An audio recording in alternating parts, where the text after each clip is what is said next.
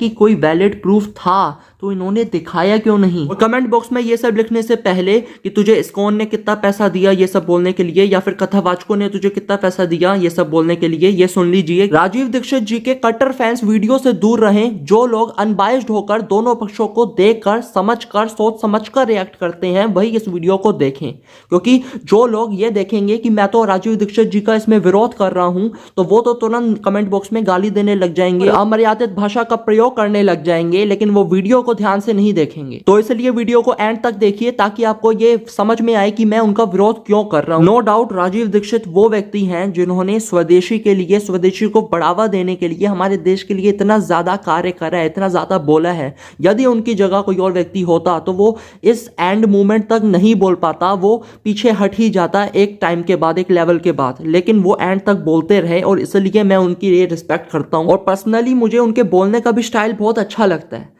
लेकिन जब भी बात आती है सनातन धर्म की तो मैं अनबायस्ड होकर अपनी पर्सनल चॉइसेस को साइड में रख देता हूं। जो व्यक्ति मुझे पसंद है उसको भी साइड में रख देता हूं। मैं बात केवल तब सत्य की करता हूं और जो सही है उसकी करता हूं। इसलिए मैंने पहले ही बोल दिया है कि राजीव दीक्षित जी के कट्टर फैंस वीडियो से दूर रहें। और यदि राजीव दीक्षित जी के कट्टर फैंस इस वीडियो को देखना ही चाहते हैं तो वो ये बात समझ लें, मैं भी पहले ऐसा ही सोचता था कि कोई एक व्यक्ति मुझे अच्छा लग रहा है तो वो हर पक्ष में अच्छा ही बोलेगा, हर पक्ष में अच्छा ही होगा।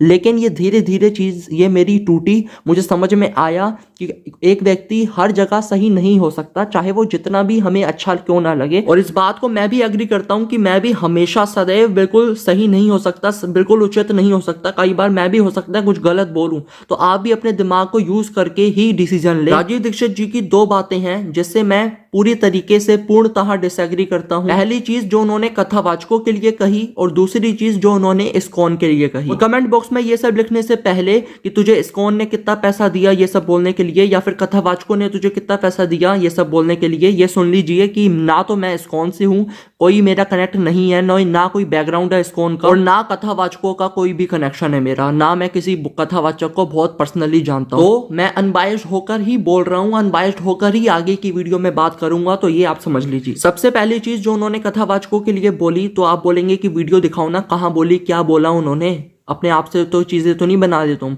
तो एक काम करो, यूट्यूब में सर्च करो राजीव दीक्षित और कथावाचक, उनकी पूरी वो वीडियो देख लेना। मैं इसलिए उनकी वीडियो नहीं दिखा रहा ताकि स्ट्राइक वगैरह ना आ जाए। तो राजीव दीक्षित जी कथावाचकों पर क्या आरोप लगा रहे हैं, सबसे पहले हम उसको समझते हैं। उन्होंने कहा, ये मैं उनकी ही स्टेटमेंट को पूरा कोट कर रहा हूं, आप उनकी वीडियो में ये देख सकते हैं। 1 करोड़ ले जाते हैं कथावाचक कथा सुनाने के, कृष्ण कथा के नाम पर, राम कथा के नाम पर इतना पैसा ले जाते हैं। और लास्ट में उन्होंने एक ऐसा वर्ड यूज करा, एक ऐसे शब्द का प्रयोग करा जो कि मुझे लगता है कि नहीं करना चाहिए। सामने वाला व्यक्ति यदि बुरा भी हो, यदि हम मान ले कि सामने वाला व्यक्ति बुरा भी है, तो भी यदि हम भी वैसे ही शब्दों का प्रयोग कर रहे हैं, बुरे शब्दों का प्रयोग कर रहे हैं, तो इससे तो हम भी बुरे बन गए। हम में कौन सी फिर सही चीज रही? तो मुझे लगता है ये नहीं करना चाहिए था। फ्लाइट भी एयर कंडीशनर होती है, उसमें बैठकर ये आते हैं और एयर कंडीशनर रूम में ये राम कथा सुनाते हैं और राम जी के दुखों का वर्णन करते हैं। स्वयं भी रो रहे हैं और जो सुनने वाले हैं वो भी रो रहे हैं। और ये सब कहाँ हो रहा है? एक ऐसे रूम में जो कि एयर कंडीशनर है। सबसे पहले इन दोनों आरोपों का मैं रिप्लाई देता हूं जो कि ये कथावाचकों पर लगा रहे हैं और ये कह रहे हैं कि करोड़ों रुपए ले जाते हैं कथावाचक केवल अपनी एक कथा के। तो सबसे पहले यदि इनके पास उस समय कोई भी वैलिड प्रूफ था तो इन्होंने दिखाया क्यों नहीं?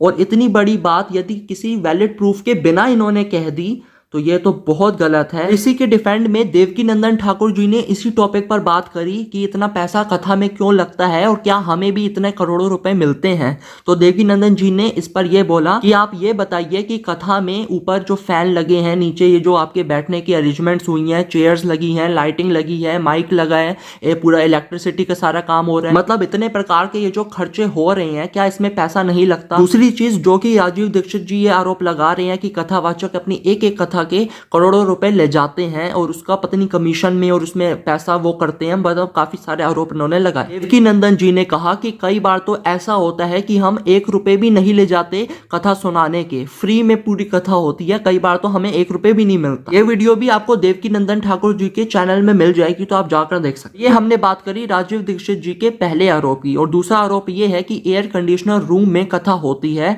और इतने अच्छे सुविधाजनक कमरे में आप राम जी के दुखों के बारे में और कृष्ण जी के जो कष्टों के बारे में आप बता रहे हो, तो ये कहाँ से लॉजिकली चीज हुई? तो पहली बात, मुझे स्वयं ये समझ नहीं आ रहा कि राजीव दीक्षित जी कहाँ पर कथा सुनने गए, एसी में कथा कहाँ हो रही, और राजीव दीक्षित जी के समय की नहीं। यदि हम आज की बात करें कि आज यदि कई एसी में हो भी रही है कथा, इतनी ज्यादा ग्लोबल वार्मिंग हो रही है और इतनी ज्यादा जो गर्मी हो चुकी है, कौन है जो एसी नहीं चला रहा, कौन है जो कूलर नहीं चला रहा? यदि लोग अपनी सुविधा नहीं छोड़ पा रहे हैं कथा सुनने जाने के लिए, वहां पर गर्मी होगी इस कारण से कथा सुनने नहीं जा रहे हैं, तो यदि एसी में हो रही है कथा तो इससे अच्छी क्या चीज है? यदि आप ये बोलें कि नहीं आप कंफर्ट को छोड़कर जाओ, और तो इससे अच्छा तो वो ये समझेंगे कि हम कथा ही नहीं सुनने जाते। तो कथा ना सुनने से अच्छा, भक्ति ना करने से अच्छा तो यह है कि भक्ति कर लो, कथा सुन लो, चाहे अपने कंफर्ट को प्रायोरिटी में रख के कर लो, लेकिन भक्ति तो करो। परिवर्तन संसार का नियम है, धीरे धीरे चीजें बदलती हैं, ये चीज हम सबको समझनी पड़ेगी।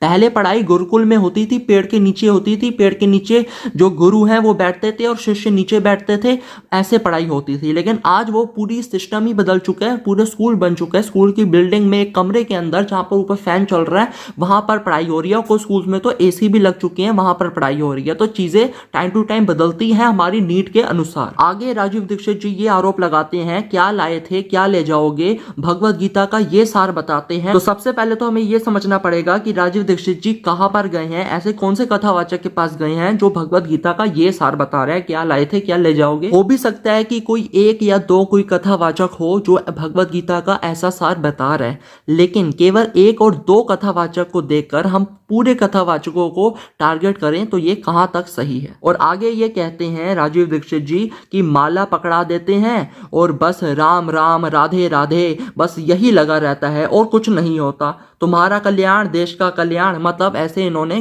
गलत सेंस में ये चीज बोला, तुम्हारा भी कल्याण हो जाएगा, देश का भी कल्याण हो जाएगा, बस राधे राधे बस राम राम बोल लो। आपको पता भी है राधे राधे बोलने से क्या होता है। यदि आपने ग्रंथों को पढ़ा होता तो आप ये चीज नहीं बोलते। आपको पता होता कि राम राम बोलने से क्या होता है, 2 बार राम बोलने से क्या होता है, तो आप ये चीज नहीं बोलते। अब राजीव दीक्षित जी के इस्कॉन के बारे में उन्होंने क्या बोला, क्या आरोप लगाए, उसके बारे में बात करते हैं। उन्होंने बोला कि इस्कॉन मंदिर पैसा भेजता है अमेरिका और बाकी कंट्रीज में, मतलब बाहर पैसा भेजता है हमारे भारत से। तो सबसे पहले तो आपको ये समझना पड़ेगा कि जो इस्कॉन का हेडक्वार्टर है वो कहाँ पर है, वो वेस्ट बंगाल में है। यदि कोई भी संस्था आप ये क्लेम कर रहे हैं कि वो बाहर पैसे भेज रहा है तो उसका हेडक्वार्टर भारत में कैसे हो सकता है, अपनी ही देश में कैसे हो सकता है। यहाँ पर भी यही बात आती है कि कोई वैलिड प्रूफ था तो इन्होंने दिखाया क्यों नहीं, और यदि वैलिड प्रूफ नहीं था तो इतनी बड़ी बात कैसे बोली। राजीव दीक्षित के लिए मेरे मन में आदर का भाव है और उन्होंने बहुत ऐसी चीजें बोली जिससे कि वो रिस्पेक्ट गेन करते हैं, रेस्पेक्ट डिजर्व करते हैं वो, लेकिन ऐसी बात बोलकर वो जो रिस्पेक्ट हमारे मन में उनके लिए है वो टूटती है, पूरी तरीके से टूटती है। आप सबको ये बात पता है कि हम सनातनी कभी भी इस पर विश्वास नहीं रखते कि हम जोर जबरदस्ती करके किसी को भी अपने सनातन धर्म में कन्वर्ट करें। और यहाँ पर जो इस्कॉन सॉफ्टली बिना मैनिपुलेट करे, बिना चीज़ों को तोड़ मरोड़ कर प्रेजेंट करे, बिना जोर जबरदस्ती करे, हर व्यक्ति को सनातन धर्म के लिए प्रेरित कर रहा है, सनातन धर्म में ला रहा है, बिना कोई पावर का इस्तेमाल करे, केवल भगवत गीता का यूज करके लोगों से हरे कृष्ण हरे राम बुलवा रहा है। तो बिना वैलिड प्रूफ के एक इतनी बड़ी संस्था जो इतना अच्छा कार्य कर रही है, लोगों को सनातन धर्म में ला रही है, बिना मैनिपुलेट करे, बिना जोर जबरदस्ती करे, तो इसमें मुझे लगता है कि इनका विरोध करके बिना वैलिड प्रूफ के बहुत गलत चीज है, और ये पाप के भागी बनेगा हर एक वो व्यक्ति जो ऐसा करने का प्रयास कर रहा है। एंड में आपसे यही कहूंगा कि हर व्यक्ति हर जगह सही नहीं होता। किसी को यदि अपना आइडल मान रहे हो तो उसकी हर बात पे विश्वास करना है, ये मूर्खता है। हर बात को दिमाग से समझो, दोनों पक्षों को देखकर सोच समझ कर फिर डिसीजन लो, फिर रिएक्ट करो। मिलते हैं अगली वीडियो में। जय श्री राम, राधे राधे, हर हर महादेव।